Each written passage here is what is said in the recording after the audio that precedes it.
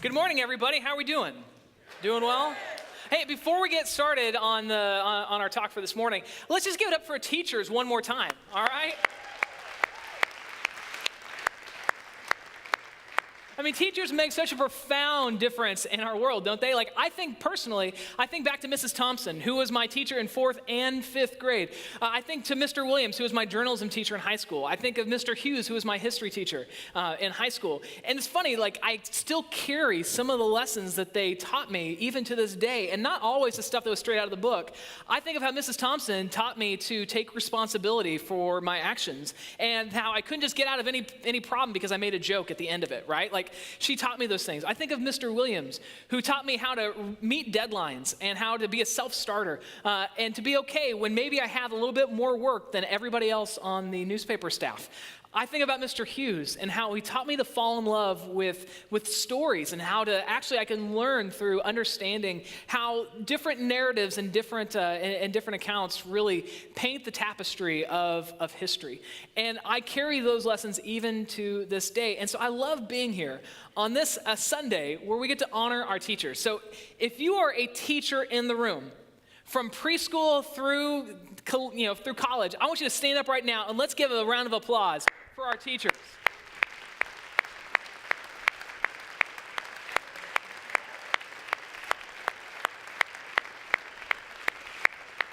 All right. You are the real MVPs, right?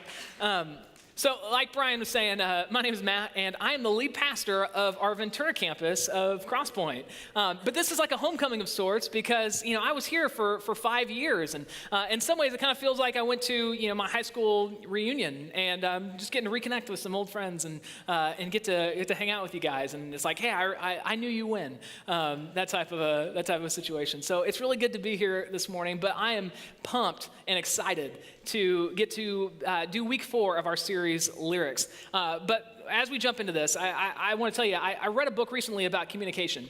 And one of the things that I learned in that book was as much as 80 to 98% of our communication is all nonverbal stuff. Where we're not using our words. Like, there's so much that is conveyed through our body language, through the tone in our voice, through our posture as we talk to other people. And I didn't realize it was as high as 80 to 90% of what we say does not involve the words that we use. And this is true in a lot of ways, and you can see this, but I don't feel like it's any more true than as we try to decipher and interpret this new digital world of text messages and emails as people send things to us, right? Because sometimes you have a conversation with somebody, and they're like, well, hey, I thought you were upset with me. And it's like, well, why did you think I was upset with you? They're like, you just responded with sure. You didn't add an exclamation point. You didn't try and you didn't throw a GIF in there. Like you just one word, sure. And I thought that there was something in between us. And it's like, well, I don't remember that. But those types of misunderstandings and miscommunication happens all the time. And so just to kind of show you what I mean, let's just pretend for a second that it's a Tuesday night. And you decide that you want to invite some friends over for dinner. So you might send your wife a text message that looks like this. I invited Gary and Lisa over tonight. And then those 3 dots pop up. And you're not really sure what's coming next. It could be a whole grab bag of things. So all of a sudden you get this response in return. Okay. And there's the exclamation point at the end. So you're thinking, we're all good, right? Like this is awesome. You'll notice, though, like so much of the meaning that we've attached to this is based on the grammar. It's based on the little point that happens at the end of the message. Now, let's pretend same exact question, or not question, but same exact statement. I invited Gary and Lisa over tonight, but instead of getting okay, I get this. The meaning has changed 100%, right? Like it's just a solid okay. It's like text message purgatory. Like I don't know, is this a good thing? Is this a bad thing? Where are we? What does this mean? But that doesn't compare to if you get this response instead. Oh, man. If I get the single letter K with a period at the end, I just know I'm sleeping on the couch. Like, I just know that that's the case. Almost the same exact words, but because so much of what we say doesn't even involve the words that we use, we have to try and find ways for people to understand what we're really trying to say. Now, another scenario, let's take this one for a second. We have a young adult ministry here at Crosspoint, and let's pretend that two young people end up at the young adult gathering, and they find out that the guy at least thinks there might be something here. There might be a little chemistry. So he might ask this question to a girl he meets one night. He might say, "It was so great to meet you tonight. Are you going to the beach next Thursday?" To which she responds, "It was nice meeting you too!" Exclamation point.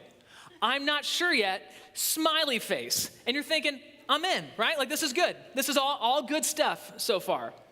But let's pretend that instead of getting those little two pieces of information, the exclamation point and the smiley face, same exact words, but you get this instead.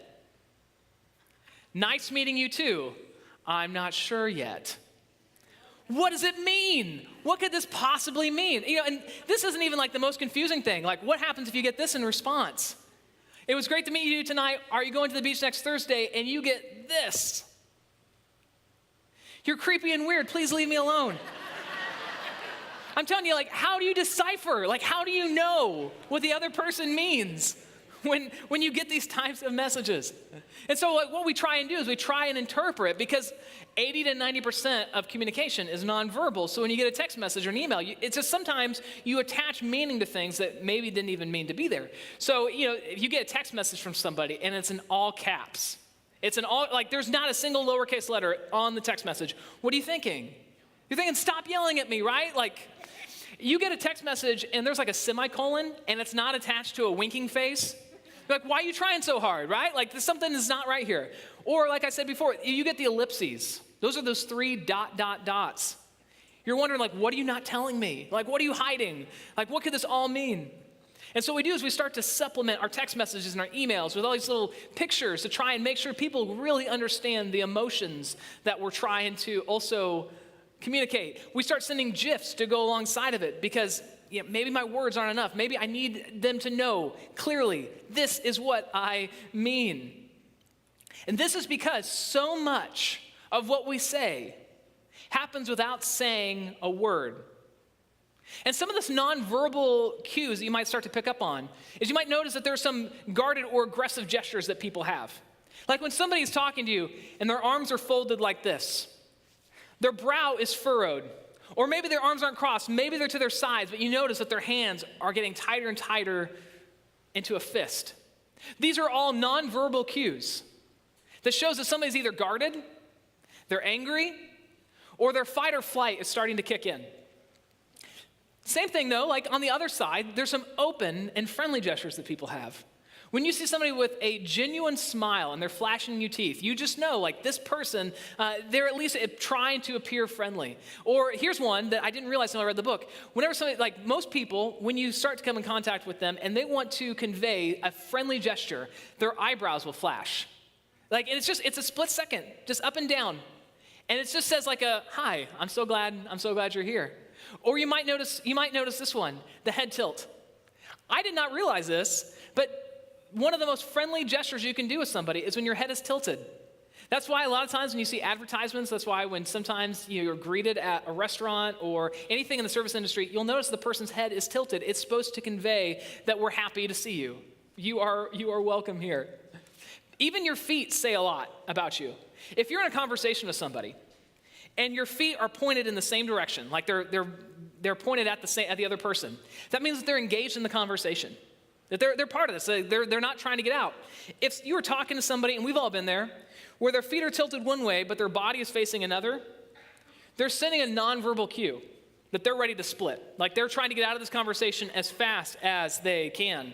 And some of you just don't seem to pick up on that. That's what I've learned. No, I'm just kidding. When I lived in Korea, and it's true, I did. I once lived in Korea. I lived in Korea, and I didn't know much of the language. And so everything was new, everything was exciting for me. And so I would like get on the bus or the subway, and I would have this big, dumb, goofy grin on my face. And I'd just be like, just looking around.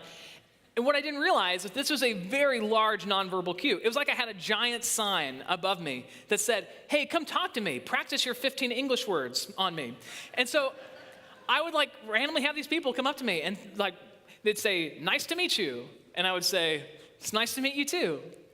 To which they would say, nice to meet you. Well, yeah, it's nice to meet you too. And we would just go in circles like that until finally one of us, usually me, would say, well, I gotta go, and just kind of like move out of the way. And so what I had to learn was that even though I couldn't speak the language, I still needed to communicate with other people. And so what I need to do is I need to find a way to turn that big light off over my head that tells people I am not available for your English lesson today. Like I've got places to go, I've got things to do. So what I learned was that if I didn't want people to come talk to me, all I needed to do was to put my head down and then grab my headphones, put them in each ear, and it was like I suddenly turned that big light off and I sent a big nonverbal message to everybody else. Don't talk to me. And I'm sure at your job, your place of business, you've seen this happen too. If you have an open office concept or you have cubicles and you see somebody at their desk and they've got their headphones in and their head down, they're sending a big nonverbal cue to you. Don't talk to me. When you're at a local coffee shop and you see that guy with his laptop and his head's down, his headphones are in, he's going away, he's saying, I'm not ready for a conversation. Don't talk to me. And here's what I've learned. I've learned that people are walking through this world with their headphones in and their heads down. Now, sometimes literally, but oftentimes more figuratively as well. Is that there's this whole new wave of almost like tribalism that's kind of sweeping our culture, where people have said, no, if you're gonna be a friend of mine, first of all, there's very little like job openings in the friend department in my life. But if you are going to make it, there are some prerequisites you need to pass. Like, I need to know, what interests do you hold? Like, are we gonna be able to do things outside of just saying hi to each other in the office? Who's your favorite sports team? Maybe we can connect on that level. Where did you grow up? Do we have anything in common there? What church do you go to? Yeah, I don't know about that. Who'd you vote for in the last election? And what happens is people start like having these litmus tests, and they say, if you don't pass it, my headphones are in, my head is down, don't talk to me. But here's what I've learned. As you do a little research, what you find out is that most people, they're really not saying, don't talk to me. Don't talk to you, like that's secondary. What they're really saying is, don't hurt me. You think they're saying, don't talk to me, but what they're really saying is, don't hurt me. And here's how I know this. The global health service company called Cigna, they did a study recently, and they found that 46% of US adults, 46%, report sometimes or always feeling lonely. And 47% of US adults report feeling left out. Now, this should feel like there's no way this can possibly be true. I just think about this. It's never been easier to connect with another person on the planet. Literally, there's more people now than ever before in the history of the world, and it just keeps like getting bigger and bigger every single day. I found this out. Facebook, like the average Facebook user, and this isn't a small sample size, because there's 2.23 billion active users on Facebook. The average Facebook user has 338 friends, but almost half of US adults report feeling lonely, sometimes or always. Almost half. And the thing is, like, we carry portals to the outside world in our pockets. If you want to talk to anybody, almost anywhere in the world, you're just like 2 buttons away. And if that's not good enough, like if texting or like a phone call isn't good enough, you can literally see them in the palm of your hands. But nearly half of our country, half of our society, half of the people you come in contact with every single day, sometimes or always feel lonely or left out. And I'm not talking about just like some of the time or like it's every now and then. I'm talking about almost always feel left out. And one of the problems that we have is that we as a society, we have love turned way too low. And I'm not talking about that warm, sappy kind of love, like something they'd make on the Hallmark Channel. I'm talking about like a true, robust, I enjoy this type of love. Now, this isn't something we had to make up on our own. It's not just the warm, fuzzy feelings, like I said. The book of 1 Corinthians has this great description of what love actually looks like in chapter 13. And normally this would be the point where I'd say, let me read it to you, and you guys can figure out if this is something you connect with. But here's the problem. If you've ever been to a wedding, you've probably heard 1 Corinthians chapter 13. A few years back, Macklemore actually made it the hook in one of his songs. It's been read out so many times. You guys have heard it. And so rather than just reading it where I know you're just going to tune it out and be like, yeah, that sounds like love, I wanted to rewrite it. And what I want to do is I want you to ask yourself the question, how many people in my life actually fit this description? Okay? So this is based completely on 1 Corinthians chapter 13. How many people in your life actually fit this description? They're patient with you, even when you screw up. They're kind to you, even when you don't deserve it. They're not jealous when good things happen to you, but they don't happen to them. They don't brag about their accomplishments as a contrast to the little bit that you've accomplished. They're not rude, even when they have very little time. They're not keeping a mental list of every time you did something bad to them. They're not getting excited when bad things happen to you, but instead they get excited when the truth wins out. They don't give up on you, no matter the circumstances. And they don't give up hope on you, and they're willing to stick it out even through thick or thin. How many people in your life actually fit that description? Not just people that you know, not just people that you call friends, but you would say that list, that's true for you, that you have people who really treat you that way. Like I said, today is the final weekend of our series called Lyrics. And we've been talking about the songs that we sing on a regular basis and really trying to give you the underlying meaning for them. Because I'm passionate that the songs that we sing on Sunday, they're more than just words. They're prayers, they're expressions of doctrine, they're stories of hope, declarations of commitment. And so today, our final song that we're talking about is a song called Love Out Loud, which I love the word picture that this song seems to imply, because love isn't always out loud, and yet it can still be love.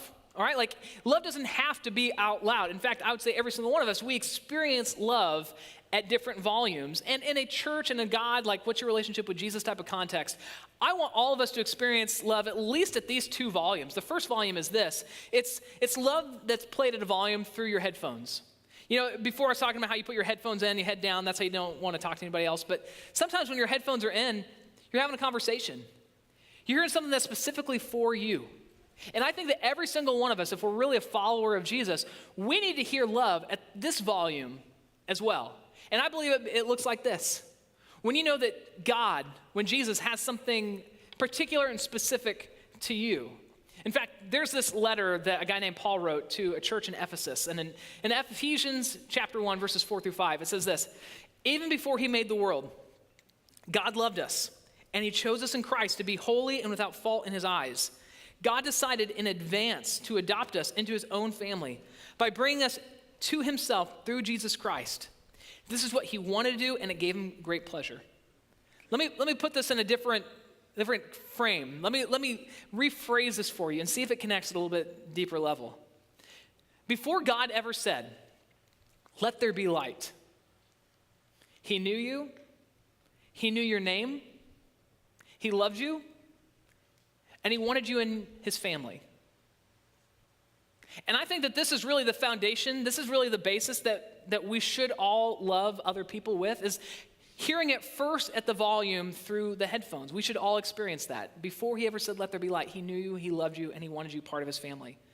But that's not the only volume that we should listen to love on. The second one is this: we should also listen to love at the volume where your doors are closed. Love should also be played with the doors closed. You know what I'm talking about.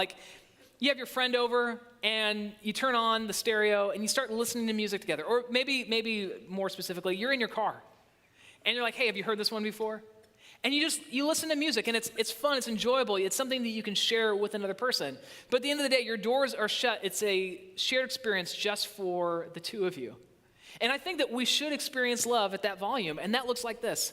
The love that we have for other people who are followers of Jesus, the love that happens inside the church, the people that you sit next to on a weekly basis, the people who are in your growth group, we should all love at that volume as well. That volume where the doors are shut, and only we get to listen to it. In 1 John chapter 2, 9 through 11 says, if anyone claims, I am living in the light, but hates a fellow believer, that person's still living in darkness. Anyone who loves a fellow believer is living in the light and does not cause others to stumble. But anyone who hates a fellow believer is still living and walking in darkness. Such a person does not know the way to go, having been blinded by the darkness.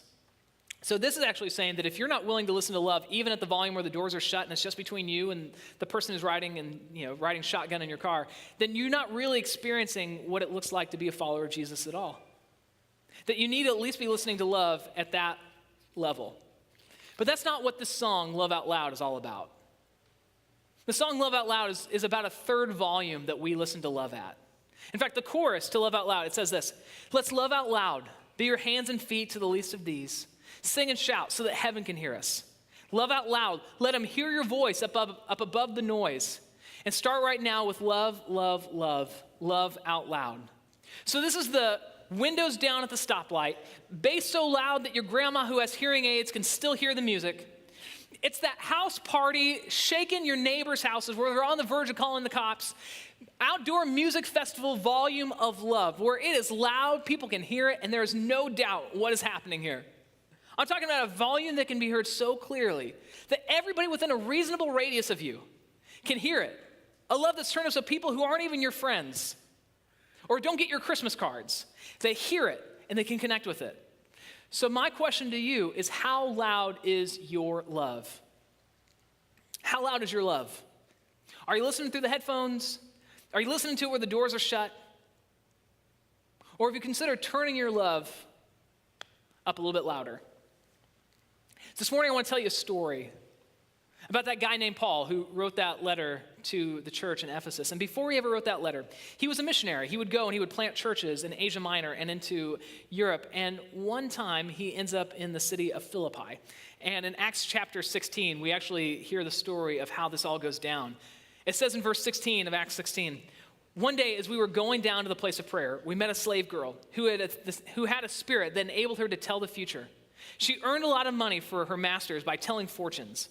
She followed Paul and the rest of us, shouting, these men are servants of the Most High God, and they have come to tell you how to be saved. But here's the deal. She's not doing this to help them out. Like, she's not saying this because she's trying to be helpful. She's doing this to be obnoxious. She's trying to do this to be distracting. She's trying to, take away some of the attention that Paul and Silas are getting. So if you're the type of person who gets annoyed at others, and sometimes you just kind of feel like, man, I don't know if this is how a Christian is supposed to act, but there's something building up inside of you, maybe I have some good news for you. Verse 18, this went on day after day until Paul got so exasperated, see, some good news, that he turned and said to the demon within her, I command you in the name of Jesus Christ to come out of her. And instantly it left her. Her master's hopes of wealth were now shattered. So they grabbed Paul and Silas, and they dragged them before the authorities at the marketplace. And so here they are in the center of the city. And they start getting berated. They start getting beaten with wooden sticks until eventually they are thrown into prison. It says in verse 24, so the jailer put them into the inner dungeon and clamped their feet in the stocks. Now just picture this for a second. If you're Paul and it bothers you that this girl is yelling out that, hey, listen to these preachers, they're going to tell you how to be saved. You can imagine maybe the emotional feelings that you have being put in prison, your feet in the stocks. It's not a great day for Paul. But it says in verse 25, around midnight, Paul and Silas were praying and singing hymns to God, and the other prisoners were listening. And here's one of the things I just love about Paul and Silas in this story, is it could have read, they were praying and humming silently to themselves, but instead it says they were singing, they were praying, and everybody else could hear it. It's almost like, hey guys, if we're gonna be chained to each other, if I'm gonna be in prison, I'm gonna talk about Jesus, and you're gonna have to listen to it. And you know what?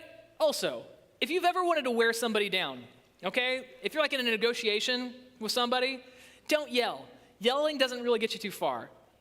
Sing at them. Total power move. Nobody knows to expect it. How do you respond to that, right?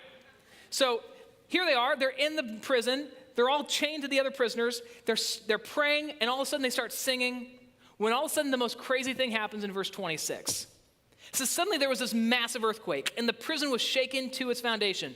All the doors immediately flew open, and the chains of every prisoner fell off. The jailer woke up, not necessarily the best look if you're a jailer. He woke up to see the prison doors wide open. He assumed the prisoners had escaped, so he drew his sword to kill himself. And now here's the thing. We don't know what Paul and Silas had been praying before all this happened. But I'm guessing this is probably pretty close to it, right? Because if I'm in prison, here's what I'm praying. God, get me out of prison. God, let me tell you how you're going to do it. Have an earthquake. It shakes the prison to its foundation, right? And God, and then if you just let all the doors fling open, not just like slowly like start to, I mean like I want them to fly open. And God, we got these chains on us, like knock those things off too. It's like check, check, check. But then you got the other problem. Like you have a jailer. You have somebody who's like supposed to be watching out for this. So God, let him be asleep. And if he wakes up, you might just plant a seed that like he just removes himself from the situation. That's what I would be praying. And it's like almost like God saying, check, check, check. But Paul and Silas, they're not about that prison break lifestyle. They're committed to people. And they're committed to turning the love knob all the way up to 11. I mean, think about this. What's the most logical thing to do in this situation? Is to say, well, that was a freebie, and get up and like walk out. Your biggest problem in this moment is you've been jailed. You're in prison. You are shackled to other people. And here's your opportunity to go. But they don't do it. So if you're the type of person who says, you know what, I've been listening to Love at headphone volume. I've been listening to it to closed door volume. But I want to turn my love up. How do you do it? How do you turn that love knob up? Well, the first thing you need to do is know this. Love, if you're truly going to love somebody else, love is self-sacrificing. It says, but Paul shouted to him.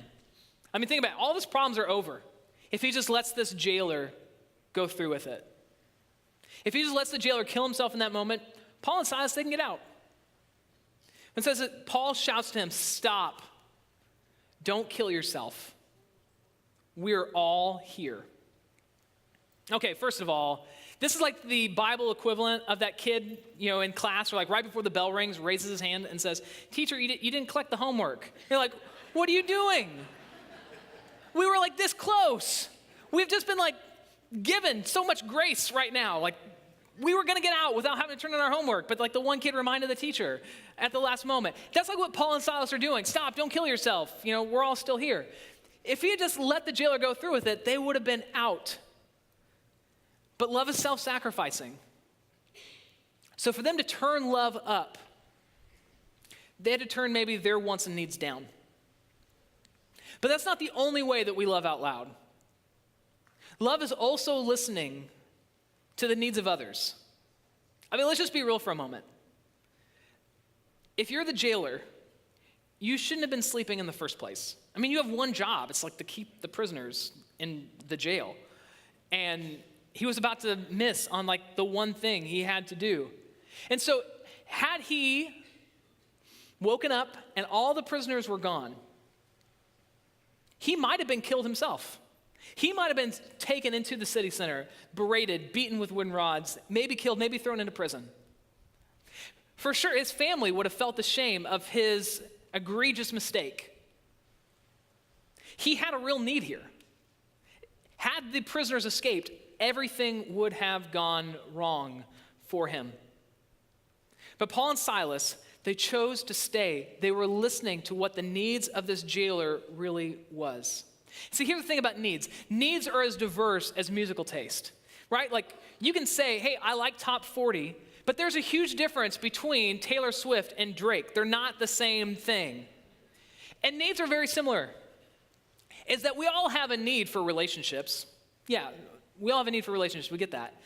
But there's a huge difference between a relationship need where there's a strained relationship with your dad and the relationship need when you have a best friend who lives far away and now it's long distance. At its core, it's still a relationship thing, but the needs are totally different. And so if you really want to love other people, you can't just give pat answers. You can't just give cliches. You have to be listening to what are the needs that these people in my circle have. And asking that all-important question, how can I help? It's like when you're sitting in your car and you hand the cord over to your friend and they turn on their music. Love is handing your friend that aux cord and not just hitting skip until you get to a song that you like, right? Love is listening to the needs. It's listening to the music that other people want you to hear. Now the story goes on. It says this in verse 29. The jailer called for lights and he ran to the dungeon and he fell down trembling before Paul and Silas. Then he brought them out and asked, "Sirs, what must I do to be saved?" And they replied, "Believe in the Lord Jesus and you will be saved along with everyone in your household." And they shared the word of the Lord with him and all who lived in his household. Even at this hour of the night, the jailer cared for them and washed their wounds. Then he and everyone in the household were immediately baptized. He brought them into the house and set a meal before them, and he and his entire household rejoiced because they all believed in God. And lastly, it's this. If you want to turn love up to where it's played out loud, loving out loud is sometimes playing a new song for others. Believing in Jesus would have been a radical change for this jailer. It would have been a radical change for his family. It would have affected generations to come. One of the most loving things that you can do is that when the opportunity comes to explain the hope that you have in Jesus, it's to actually give them a new song, something different to listen to. It would change his worldview. It would change how they interact as a family. It would change how they looked at death. It would have changed anything and everything in their life. One of the most loving things you can do is just explain the hope that we have in Jesus and the personal hope that your friends, the people that you come in contact with, can have in him too. That's why we have our core value of evangelism. It says this: we believe that Jesus is the hope of the world. So we will do anything short of sin to make it hard for people to go to hell. So let me ask you this question. How different would your world look if you loved other people with the same type of love?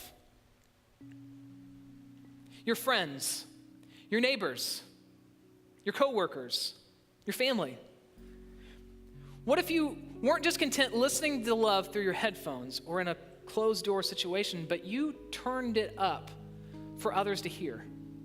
I mean, just picture this for a moment. What if instead of being at your job with your headphones in and your head down, telling everybody, "Don't talk to me," what if you took your headphones out?